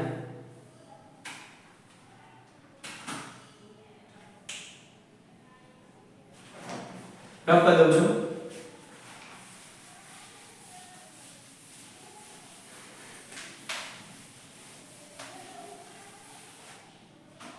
હા, એ જો 16મો દાખલો. 3 વિદ્યુત વિભાજન કોષ ABC અનુક્રમે ઝિંક સલ્ફેટ, AgNO3 અને કોપર સલ્ફેટના દ્રાવણ ધરાવે છે. આમ 3 બીકર લઉં છું. આ 3 બીકર લીધા. એકમાં કયું દ્રાવણ છે? Zinc sulphate. એકમાં કયું દ્રાવણ છે? AgNO3. અને એકમાં કયું દ્રાવણ છે ભાઈ? તો કે કોપર સલ્ફેટ. કેનું દ્રાવણ? Copper sulphate. તેમને શ્રેણીમાં જોડેલ છે. તો અહીંયા ઝિંકનો સળિયો, અહીંયા સિલ્વરનો સળિયો અને અહીંયા કોપરનો સળિયો. કેમાં જોડેલા છે? શ્રેણીમાં જોડેલા છે. આમ સમજો ને, શ્રેણીમાં જોડેલા. બધાયમાંથી એક સરખો વિદ્યુત પ્રવાહ પસાર થાય. ઓકે? કોષ B માં આ A, B અને C. કોષ B માં 1.45 ગ્રામ સિલ્વર કેથોડ પર જમા થાય. તો જમા થતું સિલ્વર કેટલું હોય કેથોડ પર? 1.45 ગ્રામ. ત્યાં સુધી 1.5 એમ્પિયર સ્થિર પ્રવાહ પસાર કરવામાં આવ્યો. ઓકે? તો I કેટલો છે અહીંયા? 1.5 એમ્પિયર. ઓકે? અને જમા કેટલું થયું સિલ્વર? Ag 1.45 ગ્રામ. ઓકે? કેટલા સમય માટે પ્રવાહનું વહન થયું હશે અને કોપર અને ઝિંકના કેટલા દળ નિક્ષેપિત થયા હશે? તો કોપર કેટલું જમા થાય, આ ઝિંક ને કોપર કેટલું જમા થશે એ કહેવાનું છે અને કેટલો સમય એટલે t શોધવાનો છે. ને હવે એક વસ્તુ વિચારો છે, અહીંયા Ag ઉપર કેટલો વીજભાર છે? +1. તો 1 ઇલેક્ટ્રોન મેળવી અને આપણને શું આપી દે? 1 મોલ Ag. 1 મોલ ઇલેક્ટ્રોન મેળવી અને 1 મોલ Ag આપે કેટલા ફેરાડે પસાર કરવું પડે? 1 ફેરાડે આપણને Ag કેટલા મળશે? 1 મોલ Ag. અને 1 મોલ Ag નો દર કેટલો? 108 ગ્રામ. કેટલું? 108 ગ્રામ. તો 1 ફેરાડે આપણને કેટલું જમા થાય સિલ્વર? 108 ગ્રામ. ડન? Ag જમા થશે. ઓકે? તો 108 ગ્રામે 101 ફેરાડે. ઓકે? તો 100 અહીં લખું છું. 108 ગ્રામ Ag જમા થવા માટે કેટલા? 96487 કુલમ 1 ફેરાડે. ઓકે? તો 1.45 એટલે 1.45 ગ્રામ Ag જમા થવા માટે કેટલો વીજભાર આપવો પડશે? ડન? તો શું થશે? તો કે 1.45 મલ્ટીપ્લાય બાય 96487 ડિવાઇડેડ બાય 108. તો કેટલા આવશે? 1295 કુલમ. 1295.42 કુલમ વીજભાર વિદ્યુતભાર હશે. ઓકે? આટલો આવી ગયો ક્યુબ. હવે જો તમને I આપ્યો છે અને સમય શોધવાનો કીધો, તો q શું I into t તો q કેટલા 1295.42 કુલમ I એટલે 1.5 એમ્પિયર અને સમય શોધવાનો કીધો t તો કેટલા થશે 1295.42 ડિવાઇડેડ બાય 1.5 તો t કેટલો આવશે 863.61 સેકન્ડ આટલો જવાબ આવશે સમય ઓકે અને મિનિટમાં ગોતો તો ડિવાઇડેડ બાય 60 તો મિનિટ આવશે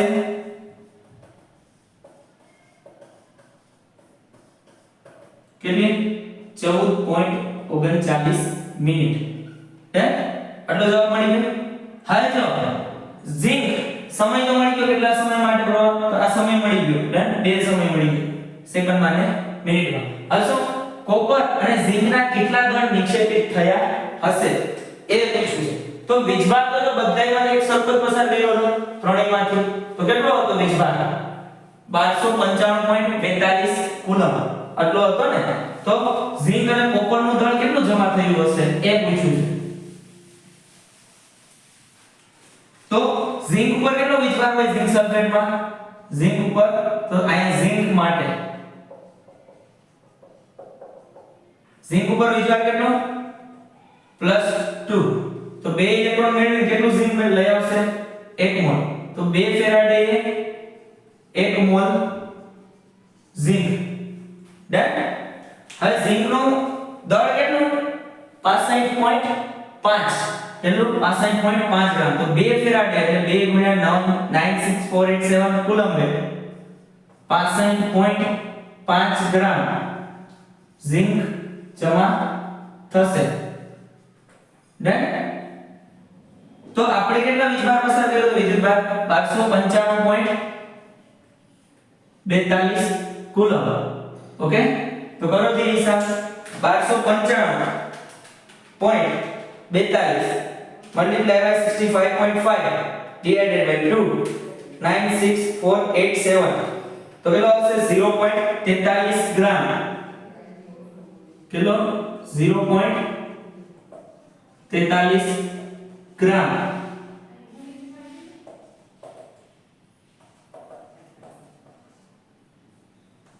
ઝિંક જમા થશે ઓકે 0.43 ગ્રામ ઝિંક જમા થશે અંદાજ આવી ગયો હવે કોપર માટે જોઈએ આ ઝિંક માટે જોઈ લીધું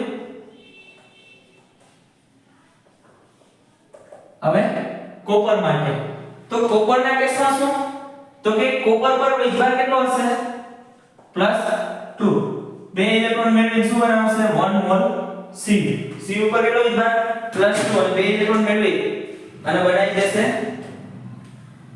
Cu તો કેટલા વીજભાર પસાર કર્યો 2 ફેરાડે 2 ફેરાડે 1 મોલ કોપર તો 2 ફેરાડે 2 મલ્ટીપ્લાય બાય 96487 કુલમ અને 1 મોલ માં કેટલું 63.54 ગ્રામ Cu ઓકે જમા થાય તો 2 ફેરાડે 63.54 ગ્રામ Cu જમા થાય તો આપણે કેટલા ફેરાડે બધાયમાંથી પસાર કર્યા તો 1295.42 કુલમ એ કેટલું ડન તો 63.54 multiply by 1295.42 divided by 2 divided by 96487 coulomb તો કેટલા આવશે 0.42 ગ્રામ કોપર જમા થશે કે થોડું પર શું જમા થશે કોપર ડન આટલું જોઈ લો અને આયન કરી દેજો આને ઓકે તમને આ એક વસ્તુ અહીંયા Ag નું દર કેટલો હતો પરમાણુ દર કેટલો હતો 108 ગ્રામ ઝિંક નો પરમાણુ દર કેટલો 65.5 અને કોપર નો કેટલો 63.54 ગ્રામ એ તમને ક્વેશ્ચન માં જ આપી દે સમજાય કે તમારે ખાલી ગણતરી જ કરવાની છે અને આ કયા નિયમના અનુસાર લાગુ આ કયા નિયમને ફેરાડેના બીજા નિયમને અનુસરે છે આ દાખલો કે જુદા જુદા વિદ્યુત વિભાજ્યમાંથી જ્યારે એક સમાન વિદ્યુત પ્રવાહ પસાર કરવામાં આવે ત્યારે વિદ્યુત ધ્રુવ પર જમા થતો જથ્થો એ તેના તુલ્ય ભારના સમપ્રમાણમાં હોય છે જો વિદ્યુત પ્રવાહ બધાયમાંથી એક સરખો જ પસાર કર્યો હતો પરંતુ જમા થતું દળ જો ત્રણેયનું જુદું છે સમજાય ને ડન લખી નાખો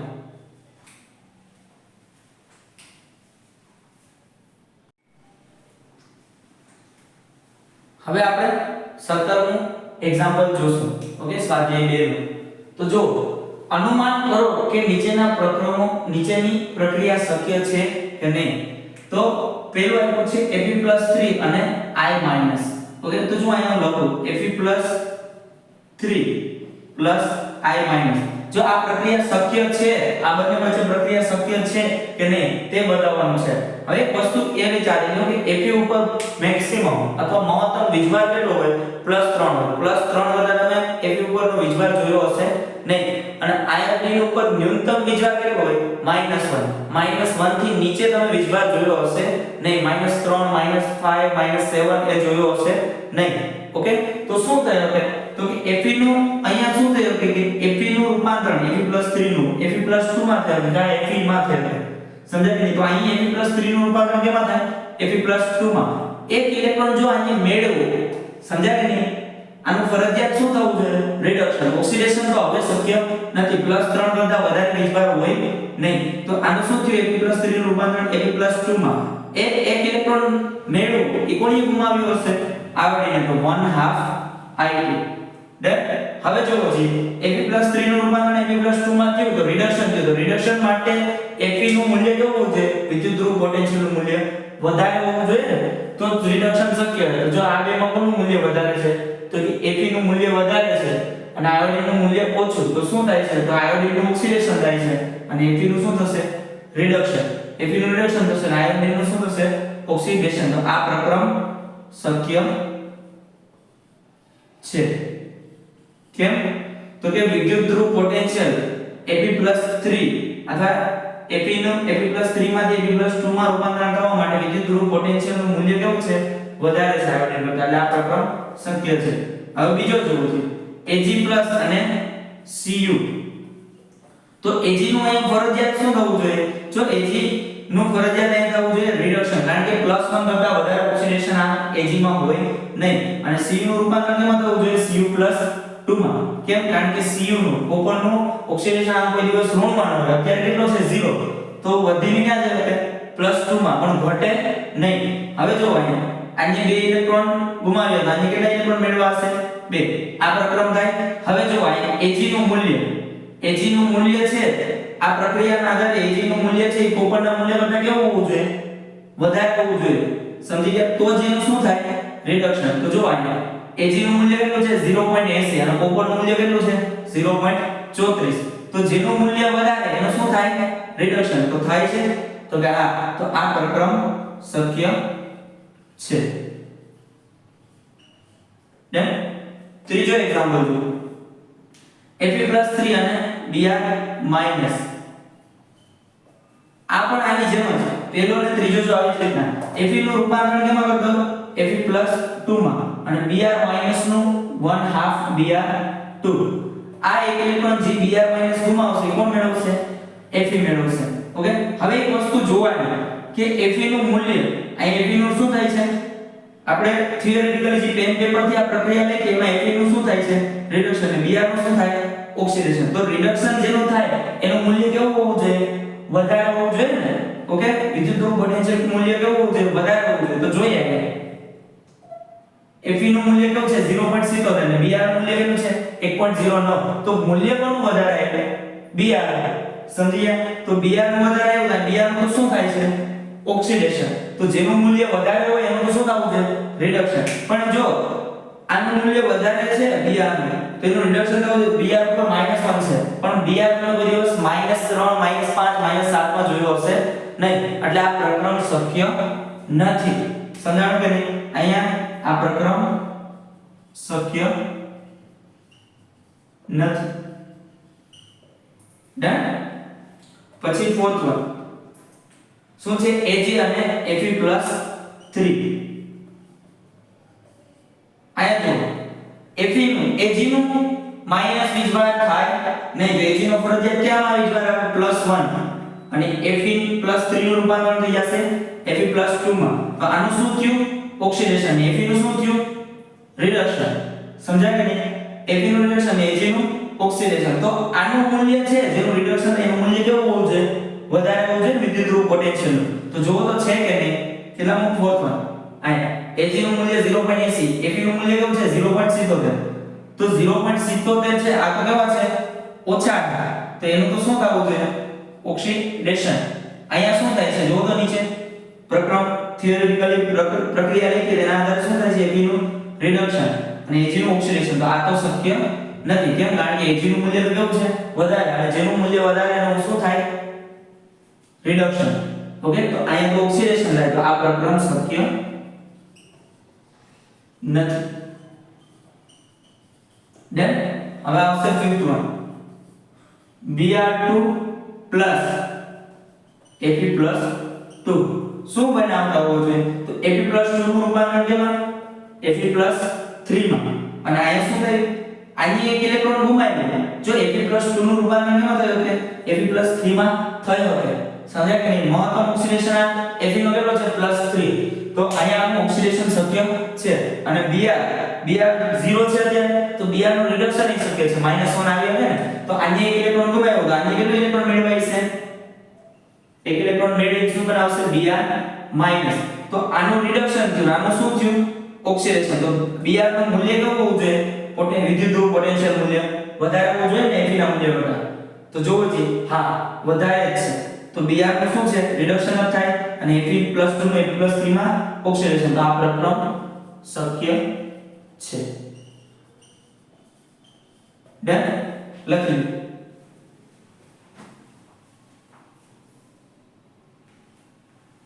ઓકે. હવે જો 2.18 સાદીનો છેલ્લો દાખલો. તો નીચેનામાંના દરેક વિદ્યુત વિભાજનમાં નિપજ માટે પ્રાપ્તથન કરો. તો વિદ્યુત વિભાજન કરો પછી મળતી જે એનોડ અને કેથોડ પરની નિપજ છે એ નક્કી કરવાની છે. તો પેલું છે AgNO3 નું જલીય દ્રાવણ સિલ્વર વિદ્યુત ધ્રુવ સાથે. જો વિદ્યુત ધ્રુવ છે વિદ્યુત વિભાજનમાં ભાગ લે જ્યારે એ કેવો હોય સક્રિય, અને નિષ્ક્રિય વિદ્યુત ધ્રુવ કોણ હતા તો પ્લેટિનમ પછી ગોલ્ડ એ બધા કેવા હતા નિષ્ક્રિય વિદ્યુત ધ્રુવ હતા. સિલ્વર વિદ્યુત ધ્રુવ તો કેવો છે સક્રિય વિદ્યુત ધ્રુવ, એટલે વિદ્યુત વિભાજનમાં ભાગ લેશે. તો જો દ્રાવણ કેવું છે AgNO3 નું, તો એમાંથી મુક્ત થાય Ag+. ઓકે. હવે સિલ્વર વિદ્યુત ધ્રુવ એનો નંબર શું થાય સિલ્વર વિદ્યુત ધ્રુવ છે, તો એનો ઉપર Ag નું રૂપાંતરણ થશે Ag+ માં, એક ઇલેક્ટ્રોન ગુમાવ્યો થઈ ગયું ઓક્સિડેશન. અને કેથોડ પર શું થશે જો જલીય દ્રાવણ કીધું એટલે શું હાજર હોય તો કે Ag+ ધન આયન, અને જલીય દ્રાવણ એટલે પાણીમાં શું હાજર હોય H+ હાજર હોય. આ બે ધન હાજર હોય તો આનું બેનું રિડક્શન શક્ય છે.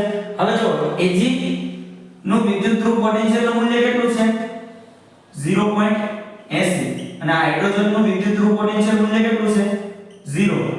ઓકે. તો બેમાંથી કયું મૂલ્ય વધારે તો કે Ag ના વિદ્યુત ધ્રુવ પોટેન્શિયલ નું મૂલ્ય વધારે, એટલે એનું સરળતાથી રિડક્શન થઈ જાય હાઇડ્રોજન ની સરખામણીમાં. અને કેથોડ ઉપર કઈ નિપજ પડે આપણને Ag જ. જો આ Ag નું મૂલ્ય 0.80 છે, તો Ag+ એક ઇલેક્ટ્રોન મેળવી શું બનાવી દેશે Ag. ઓકે. તો હાઇડ્રોજન અને Ag માં કયું પ્રિફરેબલ છે Ag. સમજાણું કે કેમ વિદ્યુત ધ્રુવ પોટેન્શિયલ નું મૂલ્ય જેમ વધારે એનું શું થશે રિડક્શન, અને રિડક્શન ક્યાં જોવા મળે કેથોડ ઉપર. આ પહેલી પ્રક્રિયાનો જવાબ મળી ગયો. હવે બીજો જુઓ શું કીધું છે AgNO3 નું જલીય દ્રાવણ પ્લેટિનમ વિદ્યુત ધ્રુવ સાથે. હવે પ્લેટિનમ વિદ્યુત ધ્રુવ કેવો હોય નિષ્ક્રિય વિદ્યુત ધ્રુવ હોય. પ્લેટિનમ વિદ્યુત ધ્રુવ કેવો નિષ્ક્રિય, એટલે હવે એ તો ભાગ લેશે પ્રક્રિયામાં નહીં. તો વધ્યું કોણ તો કે જો Ag બીજા પ્રકરણ માટે Ag ઉપર પ્લસ વિભાગ, NO3 ઉપર માઈનસ વિભાગ. જલીય દ્રાવણમાં H+ ને હું હાજર હશે OH-. તો જો આ બેનું રિડક્શન શક્ય છે, આની ઉપર માઈનસ વિભાગ છે એટલે તટસ્થ થવા માટે શું કરશે તો ઇલેક્ટ્રોન ગુમાવશે. આ બેનું ઓક્સિડેશન શક્ય, જેની ઉપર ધન વિભાગ હોય ઈ ઇલેક્ટ્રોન મેળવી અને તટસ્થ થાય. સમજાવ? ઇલેક્ટ્રોન મેળવો એટલે ક્યાં મળે આપણને કેથોડ ઉપર મળે. તો આ બેમાંથી તમે કયો છે કેથોડ ઉપર કોણ મળવું જોઈએ, આ બેમાંથી કેથોડ ઉપર કોણ મળવું જોઈએ Ag+. એક ઇલેક્ટ્રોન મેળવી અને શું બનાવી દેશે Ag. કેમ તો કે આના વિદ્યુત ધ્રુવ પોટેન્શિયલ નું મૂલ્ય હમણાં થોડી વાર પહેલા જોયું આમાં પહેલામાં કે Ag ના વિદ્યુત ધ્રુવ પોટેન્શિયલ નું મૂલ્ય 0.80 અને હાઇડ્રોજન ના વિદ્યુત ધ્રુવ પોટેન્શિયલ નું મૂલ્ય 0 હતું. તો કોનું વધારે આનું, તો એનું જ રિડક્શન થાય કેથોડ પર મળશે. હવે આ બેમાં શું કરવું તો ક્રમ લખી લો. હું જે ક્રમ કહું છું એ ક્રમ લખી લો. SO4 -2 NO3 minus OH minus Cl minus પછી F માઈનસ ને આયોડિન માઈનસ આ ક્રમ લખી લો આ ક્રમના આધારે જો હવે તમને એમ કહું કે OH માઈનસ અને Cl માઈનસ હાજર હોય તો એ બેમાંથી સરળતાથી એનોડ પર કોણ મળશે તો કે Cl માઈનસ ઓકે તો એનોડ પર મળતી નિપજો માટેનો સક્રિયતા શ્રેણી ઓકે આ ઋણ માટે સમજીયા એનાયન માટે તો આ બેમાંથી કોણ સરળતાથી એનોડ પર મળી જાય Cl માઈનસ આ તમને NO3 માઈનસ OH માઈનસ તો OH માઈનસ નું ઓક્સિડેશન થશે દેન આ કેના આધારે ઓવર પોટેન્શિયલ ના આધારે નક્કી કરતા યાદ હોય તો OH માઈનસ હતું અને Cl માઈનસ હતું યાદ છે ને જલીય NaCl નું વિદ્યુત વિભાજન કરતા હતા ત્યારે આપણને બે માંથી કોઈ એક નક્કી કરવાનું હતું તો ઓવર પોટેન્શિયલ ના આધારે આપણે મળતી નિપજ કઈ હતી Cl માઈનસ હવે અહીંયા શું OH માઈનસ છે અને શું છે NO3 માઈનસ તો ક્રમના આધારે કોણ સરળતાથી ઓક્સિડેશન થશે OH માઈનસ નું તો એનોડ પર મળતી નિપજમાં શું હશે તો કે પાણી છે એનું ઓક્સિડેશન થઈને શું બનાવશે H+ અને અહીંયા બનશે O2 હાફ મોલ કેટલા ઇલેક્ટ્રોન છૂટા પડશે 2 ઇલેક્ટ્રોન જીયા આને મલ્ટીપ્લાય 2 કરી દેજો એટલે બેલેન્સ થઈ જાય આ ઓક્સિજન શું અહીંયા માઈનસ વિદ્વાર હતો -2 અહીંયા કેવો 0 તો એનોડ પર શું મળશે આપણને O2 હાઇડ્રોજન તો +1 વિદ્વાર આ +1 જ છે એમાં કોઈ બદલાવ થયો નહીં રાઈટ આ બીજાનો આ ત્રીજાનો જોવો છો H2SO4 નું મંદ દ્રાવણ પ્લેટિનમ વિદ્યુત ધ્રુવ સાથે તો પ્લેટિનમ તો નિષ્ક્રિય વિદ્યુત ધ્રુવ હવે શું કીધું H2SO4 હવે જે એક વસ્તુ આની અને પહેલા અગાઉ જોઈ ગયા NaCl નું જ્યારે વિદ્યુત વિભાજન કરતા જલીય દ્રાવણ ધરાવતો NaCl એનું વિદ્યુત વિભાજન કરતા એ નીચે આવ્યું હતું કે મંદ H2SO4 નું વિદ્યુત વિભાજન કરો તો કોનું વિદ્યુત વિભાજન થાય પાણીનું જ વિદ્યુત વિભાજન થશે કેનું થશે પાણીનું જ વિદ્યુત વિભાજન થશે અને અહીંયા જોઈ લો જો અહીંયા 2H+ અને શું હાજર છે SO4 - 2 પાણીમાં શું હાજર હોય H+ ને OH- આવું હાજર હોય ને હવે જો કે અહીંયા તો નક્કી છે કે કેથોડ ઉપર કોણ જશે H+ એક ઇલેક્ટ્રોન મેળવીને એનું પોતાનું શું કરશે રિડક્શન એટલે કેથોડ ઉપર તો H+ જશે હવે આ બેમાંથી કોણ કેથોડ ઉપર એનોડ ઉપર જશે SO4 - 2 અને OH- માંથી કોણ એનોડ ઉપર જશે તો કે જો આ ક્રમ રહ્યો દેખાય તો કોણ જશે OH- અને મંદ દ્રાવણ હોય H2SO4 નું મંદ દ્રાવણ એનું વિદ્યુત વિભાજન કરીએ ત્યારે આપણને ખબર છે કે પાણીનું જ વિદ્યુત વિભાજન થશે કે પ્રમાણ કેવું વધારે છે મંદ H2SO4 માં પાણીનું જ છે ડન તો પાણીનું વિદ્યુત વિભાજન શું હોય એનોડ અને કેથોડ પરની પ્રક્રિયા તો જો કેથોડ ઉપર શું થતું હતું આ H+ હતું તો H+ છે એ ઇલેક્ટ્રોન મેળવીને શું બનાવી દે હાફ મોલ H2 સમજાણું ને અને ઉપર શું તો કે OH- ઇલેક્ટ્રોન ગુમાવીને શું બનાવશે હાફ મોલ O2 H+ અને કેટલા ઇલેક્ટ્રોન ગુમાવશે 2 ઇલેક્ટ્રોન હે અને પછી મલ્ટીપ્લાય 2 કરી દો ઓકે તો આ એનોડ અને કેથોડ પર મળતી પ્રક્રિયા નિપજ ત્રીજા હવે ચોથું જો CuCl2 નું જલીય દ્રાવણ પ્લેટિનમ વિદ્યુત ધ્રુવ સાથે હવે ઉપર કેટલો વિભાગ +2 ઓકે પછી ઋણ કોણ છે Cl- અને જલીય દ્રાવણ એટલે કોણ હાજર છે પાણી હાજર છે H+ ને OH- પ્લેટિનમ તો કેવો છે નિષ્ક્રિય વિદ્યુત ધ્રુવ છે હવે જો આ બેમાંથી કોણ આપણને કેથોડ પર મળશે પ્લસ વિભાગ છે અને કેથોડ પર મળતી નિપજ કેવી હોય તટસ્થ તો Cu+2 અને H+ માંથી કોણ સરળતાથી આપણને કેથોડ પર મળશે તો કોપરના વિદ્યુત ધ્રુવ પોટેન્શિયલ નું મૂલ્ય કેટલું 0.34 અને હાઇડ્રોજનના વિદ્યુત ધ્રુવ પોટેન્શિયલ નું મૂલ્ય કેટલું 0 સમજાણું હવે જો આ બેમાંથી કોનું મૂલ્ય વધારે કોપરના વિદ્યુત ધ્રુવ પોટેન્શિયલ સમજાણું તો આપણને ફોર્થ વન કોપરના વિદ્યુત ધ્રુવ પોટેન્શિયલ નું મૂલ્ય વધારે છે તો કેથોડ પર કોણ મળશે આપણને Cu+2 બે ઇલેક્ટ્રોન મેળવી અને શું બનાવી દેશે Cu સમજી ગયા હવે એનોડ પર કોણ મળશે એનોડ પર કોણ હોય Cl- ને OH- તો જો આ ક્રમ જોઈ લો OH- અને Cl- એમાં તો સરળતાથી કોણ એનોડ પર આપી દે આપણને નિપજ Cl- નું ઓક્સિડેશન થશે આપણે એ જલીય દ્રાવણ હતું NaCl નું ત્યાં જોયું વિદ્યુત વિભાજન સમય તો ઓવર પોટેન્શિયલ ના કારણે OH માઈનસ નું ઓક્સિડેશન નહીં થાય કોનું થશે Cl માઈનસ નું. તો શું થાય એનો પર તો કે Cl માઈનસ ઇલેક્ટ્રોન ગુમાવીને શું બનાવી દેશે Cl2 અને કેટલા ઇલેક્ટ્રોન મુક્ત થશે 2. હે જોઈ લખી. અને અહીંયા તમારું યુનિટ 3 યુનિટ 2 વિદ્યુત રસાયણ વિજ્ઞાન પૂરું. સમજી ગયા. હવે તમને હેલો આલ્કેન અને હેલો એરેન નો પોર્શન મૂકીશ વિડિયો તરીકે. ઓકે YouTube માં જોઈ લેજો.